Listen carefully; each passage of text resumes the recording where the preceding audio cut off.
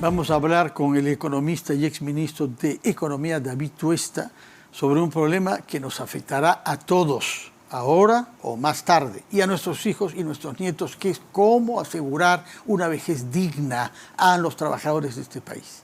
Esta pregunta se plantea con tanta más urgencia que el día de hoy, por una gran mayoría, más de 95 votos, se ha votado un séptimo retiro de los fondos de jubilaciones privados, las llamadas AFPs. Queremos conocer cuál es la opinión de David Tuesta sobre este voto, que no nos sorprenderá y que ha sido, digamos, la coronación de un debate que se ha mantenido durante las últimas semanas por tratarse no del primero, lejos de eso, ni el segundo ni el tercero, sino del séptimo retiro, lo cual significa que el fondo total de las AFPs será menor, que los que quedan adentro tendrán menos rentabilidad y los que han salido no tendrán pensiones. Su punto de vista, por favor. Es que, Fernando, el problema está justamente ahí, que se ha normalizado estos retiros anticipados de los fondos de pensiones. Después de este séptimo, nada asegura que no va a haber un octavo o que vaya a haber otros retiros más adelante. Por eso es que es importante discutir, aunque ya se ha archivado, una reforma de pensiones, justamente para tratar de solucionar el problema o mitigar el problema de los bajos ahorros, ¿no?, que logra la mayoría de los peruanos o que van a lograr la mayoría de los peruanos como consecuencia de los salarios bajos existentes, ¿no? Es decir, el mecanismo de la AFP hace su trabajo desde el punto de vista de multiplicar lo que tú pones. Si tú pones un sol o 100 soles, pues seguramente vas a tener 300 soles o 400 soles de ese valor. Pero claro, con un fondo de 400 soles, si solamente has aportado una o dos veces, no te va a alcanzar. Por eso es que es importante este concepto de integrar el sistema de pensiones, ayudar a aquellos que necesitan y tratar de ir completando algo que se aproxime al menos a una pensión mínima. Pero no se quiere discutir de ello, ¿no? Lo popular es darte el dinero de manera inmediata. Eso, la gran mayoría de la gente, como lo podemos observar en las redes y si usted consulta en cualquier lugar, quiere su dinero al momento, y entonces así es difícil construir pensiones, ¿no? Ahora, ¿por qué esto que usted sostiene parece no convencer a mucha gente en la calle y a menos en el Congreso? Porque apenas 5 han votado contra este retiro. Sí. ¿Qué es lo que está pasando? ¿Qué es lo que ha funcionado mal para llegar a esta hostilidad? A ver, yo creo que... A ver, ya está el retiro instaurado. Hoy hay 8 retiros, ya la mayoría de la población, los que tienen su AFP, ya han visto que el dinero está disponible en el momento. Los seres humanos tenemos una gran debilidad por la liquidez, por el cash, por el efectivo en el momento. Y ya los retiros anticipados ya han demostrado al que busca el voto, al populismo, que es una medida muy efectiva o efectista en el momento para ganarse la popularidad. Entonces, ¿por qué hay 95 votos? Es básicamente por eso. Estás apostando y jugando ahora al cortísimo plazo. Si quisiéramos ir detrás, que creo es lo que traía tu pregunta, ¿cómo hemos llegado a esto? Yo creo que hay una responsabilidad fundamental que está en el lado de los diferentes gobiernos que no perfeccionaron la primera reforma del sistema de pensiones. Es decir, ¿qué es lo que hubieran podido hacer para perfeccionar ese sistema? Es que, a ver, la reforma que se hizo, que fue muy buena, era la primera salida que tú requerías en el momento, en una situación en que el sistema de pensiones estaba quebrado, no había forma de que este sistema de pensiones fuera financiado y tú necesitabas, pues, rápidamente brindar una solución que te dejara fuera el problema del déficit fiscal y permitir que la gente pudiera ahorrar en el momento. El gran supuesto que tenía esto era que el país iba a ganar rápidamente productividad, todos nos íbamos a formalizar en una velocidad rápida. Con ese crecimiento de productividad, los salarios, los ingresos también crecían y bajo todos esos supuestos, todos los peruanos podían tener una muy buena pensión. El problema es que el proceso de ir dejando del crecimiento de la productividad y el crecimiento de los salarios y por tanto la reducción de la informalidad no se dio. Eso se vivía ya en los primeros 10 o 15 años. En los 10 o 15 años del sistema de pensiones yo creo que el periodo se había estabilizado suficientemente, ya había, digamos, recursos fiscales que podían haber sido utilizados para hacer una buena reforma y esos recursos fiscales se debían haber utilizado justamente en buscar el tema de la pensión mínima para todos. no solamente en la ONP, sino también para completar las pensiones de aquellos que ahorraban en el sistema privado y poder obtener una pensión. ¿Cómo se hubiera podido hacer que todos lleguen a un mínimo de 500 soles, que es lo que se ha optado en el Estado, en la ONP, ¿no? Bueno, lo primero que faltaba era una decisión o convencimiento por parte del gestor de la caja fiscal, el Ministerio de Economía y Finanzas, de sus diferentes momentos, de apostar por el tema de la pensión mínima. Eso era fundamental.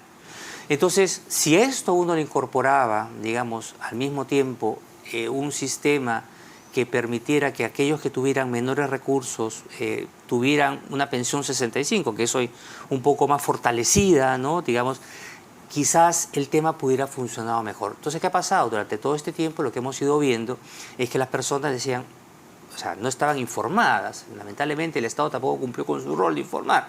Entonces, creían que siempre tenían una pensión cuando solamente habían aportado 1 año, 2 años, 3 años. Y entonces yo creo que ahí ha venido, digamos, el gran problema. Y el otro tema también, por supuesto, es que, a ver, el sistema financiero en general en el mundo pues no siempre es el más popular y eso siempre sucede. Entonces, cuando se ve visto un escenario en el cual yo aporto obligatoriamente, no me da suficientes pensiones. Y mientras tanto se utiliza políticamente o se manipula políticamente el tema de las comisiones, entonces ya construir construir el muñeco, construir el discurso de que las AFP no están haciendo su trabajo y que estás pagando por algo que no te va a dar pensión, entonces ya eso termina de alimentar todo este discurso populista que empezó realmente con el 95-5. ¿No? El hecho de cuando uno se retira y se puede llevar todo, yo creo que fue el primer acto populista en el año 2016 y el retiro al final se ha seguido construyendo y aquí lo que sorprende es que viendo esa alerta del 2016 con el retiro del 95-5 no ha habido la suficiente decisión política de aquellos que lo lideraron para hacer una reforma de verdad, ¿no? Usted ha mencionado el tema de las comisiones que se cobra por gestionar el dinero que uno pone. Sí. ¿Se hubiera podido tratar mejor ese tema? A ver, es que el tema, a ver, si uno hace una comparativa internacional, las comisiones, y esto seguramente va a sonar impopular, pero las comisiones que el Perú no son de las más altas, están dentro del promedio que le corresponde para un país con las características que tiene un mercado muy pequeño, ¿no? Las AFP pues no pueden ser muchas, son pocas. Y fíjese que la Superintendencia de Banca y Seguros ha intervenido, ¿no? Generando estos esquemas de licitaciones. Han hecho que las comisiones bajen, de hecho, y por supuesto, hoy por ejemplo usted se puede pasar de una AFP a una de las que han ganado la licitación y le pueden cobrar una comisión más baja, bastante más baja si es que quiere. Pero los que están en el AFP han preferido mantenerse, los afiliados, incluso en comisiones que son de repente algo más altas que la que ha ganado la licitación, pero básicamente porque perciben otro tipo de servicios también que les otorgan las AFPs. Pero al final no ha servido tampoco el tema en general para cambiar la percepción de la gente de que esas bajadas que se han dado y que uno puede ver estadísticamente que se han dado bajas de la comisión y que internacionalmente son bajas, no terminan de convencer a la gente porque al final los fondos pues son bajos, no otorgan suficiente pensión y se le achaca a la AFP cuando el problema, como le digo, es un tema de una solución integral. Fíjese, y es importante también para la población que va a retirar que sepan un poco lo que significa un retiro, ¿no? Retirar, por ejemplo, 5.000, hoy día puedes retirar creo hasta casi 24.000 soles, son las 8 UIT. 4 UIT, sí. Exactamente. Si uno retira 5.000 soles, si tuviera 5.000 soles y se lo quiere retirar, hay que ser conscientes de que a la rentabilidad histórica que tiene la AFP de 10% anual, en 20 años estamos hablando de casi 40.000 soles. Entonces siempre, claro, el corto plazo siempre va a pensar, va a decir, quiero los 5.000 soles ahora en mi bolsillo. Pero piensa un momento que puedes tener 40.000. Alguien que retira 24.000 soles hoy, en 20 años son 160.000 o casi 170.000 soles. Entonces también uno debería ponerse a pensar, son 170.000 soles en 20 años que me puede servir para algo, o 24.000 soles que retiro ahora. Entonces, ese es el dilema, ¿no? La liquidez del momento versus ese trabajo que sí hace de multiplicar el dinero. Claro está que para muchos, seguramente esos 5.000 soles que le he comentado, y que luego se convierten en 30.000, 40.000, esos 40.000 no alcanzan para una pensión, evidentemente. No, pero usted ha mencionado la búsqueda de una solución integral. E integral quiere decir que concierna a quienes ahorran en AFPs y quienes están en el sistema público, la ONP. ¿Sobre qué base se puede lograr una integración de ambos sistemas que permita, para comenzar, una pensión mínima para todos de 500 soles? ¿Cómo financiar eso en el sector privado? Mira, la pregunta que es bastante interesante porque hay que comenzar primero por las matemáticas. Acá lo que tiene que entender, todos tenemos que entender que la pensión objetivo o la pensión a la cual queremos llegar tiene que ser de consenso. ¿A qué se refiere? Que la pensión va a costar. O te va a costar a ti directamente de tu bolsillo porque lo vas a ahorrar, o te va a costar a través del Estado, que al final son los impuestos que pagamos todos. Eso es lo primero. Ayer me hacían un ejercicio y me decían, oiga, una persona que gana 1.167 soles, que es el ingreso promedio, va a tener, no va a poder alcanzar una pensión de 1.000 soles. Y yo digo, pero claro, ¿cómo va a alcanzar una pensión de 1.000 soles si tú ganas 1.167 soles y contribuyes mensualmente el 10%, que son 167 soles por mes?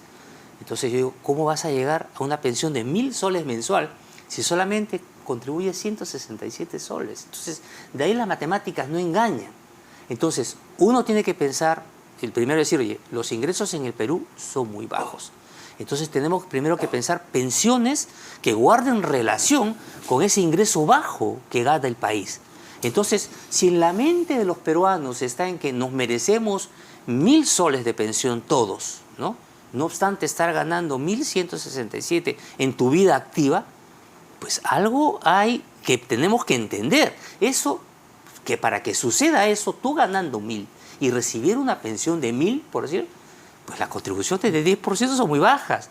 Pero vas a decir, va a ser popular decirle no contribuye a 10%, contribuye 20%, ni hablar. Y además el sueldo de 1.000 soles para contribuir 20% es muy bajo. Entonces requieres un subsidio. Pero ojo, ese subsidio lo tenemos que pagar con otros impuestos. Entonces requerimos un acuerdo también respecto, bueno, cuánto de impuesto se tiene que poner ahí. Por eso, ¿Y qué avanzaría usted sobre ese cuánto de impuesto? Porque hay algunas propuestas, ¿no? El IGB, destinar una parte, pero etcétera. Fíjense que todo esto al final es sacar dinero de algún lado. Sí, el IGB es impuesto. O sea, lo primero que creo que tiene que existir es un consenso respecto de un consenso de matemática simple. Es de, ¿cuál es la pensión que queremos para nuestra sociedad? Y hacerle el cálculo. Por pronto 500, es lo que se ha decidido ahora, ¿no? Entonces calcularle, hacer ¿cuánto el debe cálculo, cotizar? ¿Cuánto es el costo? ¿Cuánto cotizar? ¿Y cuánto puede poner el Estado? Que es importante. Yo creo que el Estado tiene que comprometer, ver su caja y decir, yo puedo poner esto, cuánto pone la población, y desde ahí podemos construir el sistema que querramos. Porque los esquemas de pensiones por consumo, el capital semilla, todo eso al final implica poner dinero de algún lado siempre. Del Estado, siempre. de los impuestos, de lo que pagamos nosotros. Todos al final. David Tuesta, economista, exministro de Economía, muchas gracias por haber estado con nosotros horas después de que se haya conocido que una gran mayoría de los congresistas, 95 contra 5 me parece, han votado a favor de autorizar este 7º retiro de los fondos de las pensiones privadas de los peruanos. Muchas gracias por su presencia. Gracias,